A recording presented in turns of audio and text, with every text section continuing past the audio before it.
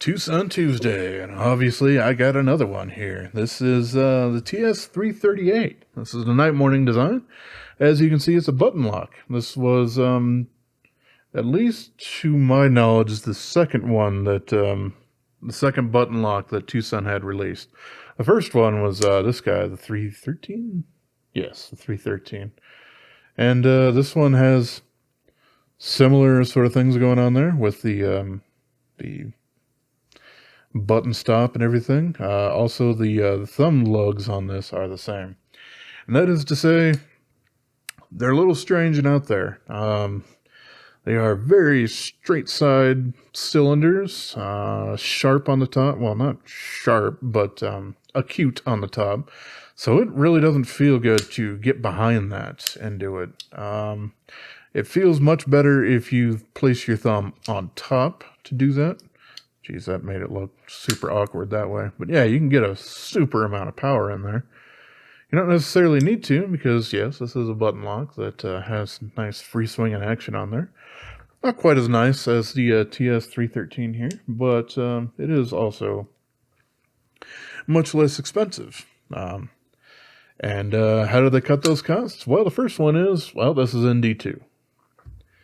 Yep, this is part of them that started going back to D2 because they were having some troubles with 14C28N being scratched in the factory and things like that. Even though this one is has a coating on the blade and some stone washing afterwards, both of which kind of reduce that thing in 14C. But that's what they decided to do for this.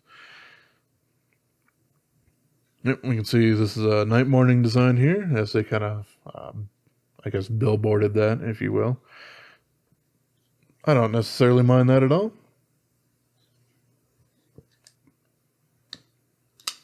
And yeah, you can swing that guy out super quick. This guy's got Micarta scales on there. I have dyed them purple. They did come tan. Not kind of their normal funky burlap brown, but this was much more tan, so it was quite a bit easier to do the dye job on there. I just used some synthetic RIT on there for I want to say somewhere around 15 seconds or so. I didn't want it to get too dark, and yeah, you can still see some lines going on there. And yeah, that doesn't bother me whatsoever. I'm quite happy with the way this turned out. We got, this did have just a little bit, and still kind of does, have just a little tiny bit of a snaggle tooth up there where you can kind of get there. However, with how this thing is actually implemented, if you really wanted to fix that, you're going to take it down straight into the plunge grind. So that's a little frustrating. But yeah, that's not just a little bit of an under-sharpening from TwoSun. That was actually the design itself. But we don't have any blade wrap going on there. We have a nice, thick stop pin there. Probably good because you can build up a lot of pressure when you're flinging that thing out there.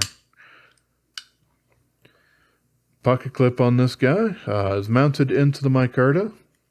It's got a little divot thing there that we've seen before. This does concern me a little bit. As you can see, we do have just a little tiny bit of wiggle here. It hasn't gotten super bad yet, but they need to stop mounting pocket clips onto micarta. And yeah, NightMorning has been more egregious on that than others, but Tepe has done that on one or two as well recently. I think basically what you would need to do to make that work out a little better is for the milling of the titanium clip to be a little thicker on the back, completely drill out through the micarta, and then have, you know, a screw and a pin or two screws to mount that in there. That way it will be much more secure because you're just lashing onto the titanium rather than the micarta. That's a little soft. You know, it doesn't hold up to abuse anywhere near as much as G10 and other things like that. So, yeah, figured I should cover that. Like I said, this one hasn't gotten super bad yet, but I haven't carried it in enormous amounts. But yeah, let's get into some specs here. We got a 3.8 millimeter blade on here, which is pretty standard for them. We got some jimping-esque kind of things. It's fairly shallow there. So it does add just a little tiny bit of friction, but it's not very grabby. So there's definitely that. This is a 3.5 finger grip in the standard grip position, but you also have a nice kind of flat area up top there to really get a hold of that, and you can get a nice full 4-finger grip on there in that hammer grip style. So that works out all right. It is a nice clip point. This thing came fairly nice and sharp out of the factory. I have, of course, put my own edge on there. So, yep, nice phone book paper. And, yeah, it'll glide right through there. Until I actually start to use it. D2 and other tool steels like that. I do find lose that really keen razor-sharp edge pretty quickly. But they do continue to have a nice working edge for a very, very long time. So, you know, the D2, for many reasons, isn't exactly the best steel for doing a straight razor or something like that. But for, you know, an actual work knife, fantastic. And that's why so many people use it. And the reason why a lot of it's been much more affordable from China is, well, D2 is a tool steel. They use it a lot in the molding and manufacturing industries that China does certainly a whole bunch of. So it's fairly abundant for them, and they make a lot of it because, you know, they always have to create new tooling and things like that for new products that are being developed either in China or from abroad that they're bringing in. So yeah, makes perfect sense and works out pretty well as well. As well. Yeah, we do have the titanium pivot collar on there. That's got the TwoSun made in, what is it, Yangjiang? Yangjiang, yeah. And yeah, it does work out all right. Like I said, it does have a lot of reminiscent qualities of that 313. Much lighter, but you have much less blade, of course. Also, the grind on this is much thinner. This comes down quite nice to an edge, whereas this one, yes, it's M390, so I sharpened it to 15 degrees per side. But you can see just how large those shoulders ended up becoming because I did that sharpening. And that seems to be a bit of something I'm noticing on TwoSun with their hollow grinds, because I've run into it on a couple more of them recently. This one does have a bit of a hollow grind going on there, and quite thick behind the edge. It does thin out pretty quickly, of course, but not nearly as thin as they do on a flat grind. Something I hope maybe they can kind of deal with some more going forward. Because if I'm thinking of a hollow grind, then what I want to end up seeing, if I can actually find my Civivis somewhere. Oh, those are 6 leaves. Here we are. Yeah, but if I want to see a hollow grind, I do want it to be ground a little bit more like Civivi and we do it, where, yes, the hollow grind happens, but it's still nice and thin behind the edge.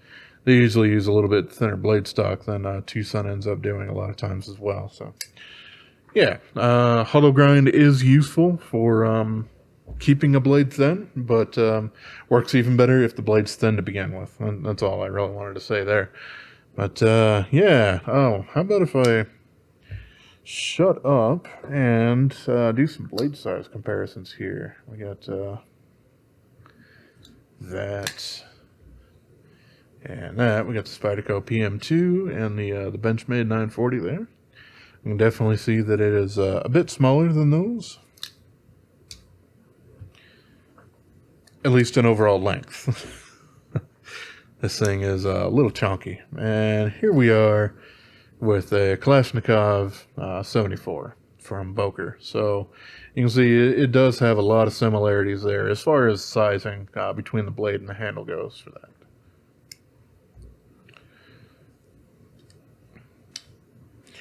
Let's see, I covered the blade stock thickness, which was 3.8 millimeters. This thing's not a featherweight, it's 4.26 ounces, or 121 grams. And for that, you get basically from the hilts of the titanium here up to the tip, you got 3.1 inches. But the way that ends up working, you basically have right at 3 inches of full cutting blade, because the edge will end up starting way over here, just a little bit out past those handles there. Yeah, and this thing's quite wide, 0.64 of an inch, so very much wider than the PM2 that's around 0.51, as you can see here. But because of that, you can it's much more comfortable for a hammer grip if you really want to try to power through some of those. I really like the contouring that a lot of TwoSuns end up doing.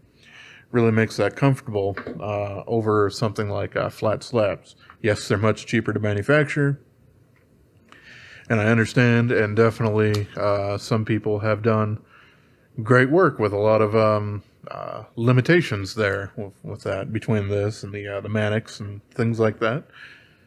But okay, yeah, that's the basic review that I wanted to go over with this guy here. So yes, if that's kind of what you were stopping by for, just to get a nice overview of it, get some specs and some comparisons, then I appreciate y'all for stopping by. And for the rest of us, I am going to take this apart. This is a button lock, so it does have a spring in there, but these aren't rocket science to get open. So here we go. I'll go ahead and remove this pocket clip.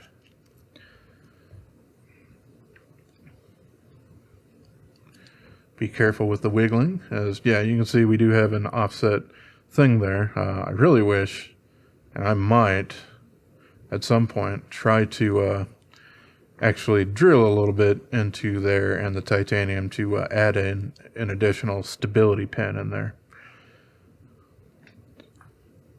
I don't have any particular game plan on that, and I'm not exactly a wizard when it comes to fabrication or anything, but it is something that I'm definitely thinking of doing. Let's go ahead and move that Chicago screw out of the way here, and that should Lego. There we are.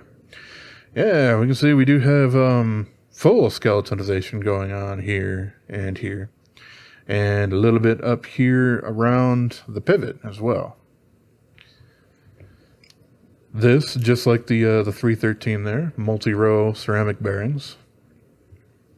Which is good to see. NightMorning has been almost the only one to use them. There's a new Tepe button lock that does actually use them, but by and large, I've only seen NightMorning use these thus far. You know, he's very thoroughly entrenched in TwoSun manufacturing altogether, so he was certainly the progenitor of them, so that makes sense. As I'd mentioned earlier, it does have a very, very robust stop pin going on up here. And then on the show side here, we don't actually have full skeletonization going on here, but we do have it on the back. And we do have a little lanyard thing peeking through there on the back side. And yeah, here's the pivot. We got a little D-shaped notch on this, not fully slotted. I do kind of wish that their bearing races for these multi-row bearings did have two actual races for them to go around instead of the flats there. perhaps that's something that they'll work on. But I guess it really depends. I mean, this certainly works well enough. So if it's not all that broke, you probably shouldn't fix it. Here we are. I forgot to put the plunger in there for the button lock. So I will go ahead and do that by removing that first. This one does prevent you from having it go out the back, so you can't shove it in. Well, I completely lied to you. Everything's going to shit. Oh well.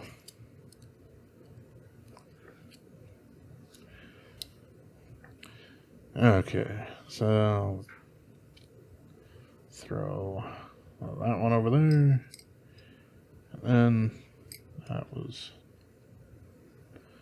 not what I wanted.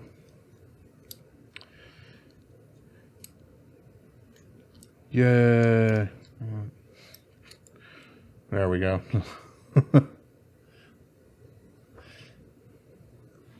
Had a little brain fart there and forgot exactly how to throw that back together. But it's in there now.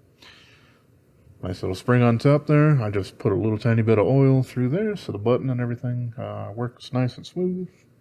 As long as you get that spring lined up, then you should be good there.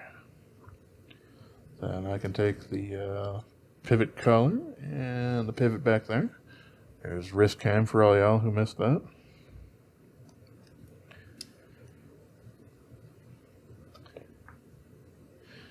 And then, yeah, I am glad that because of this extra flat area here, I probably can get a decent sized pin in there for some extra stability.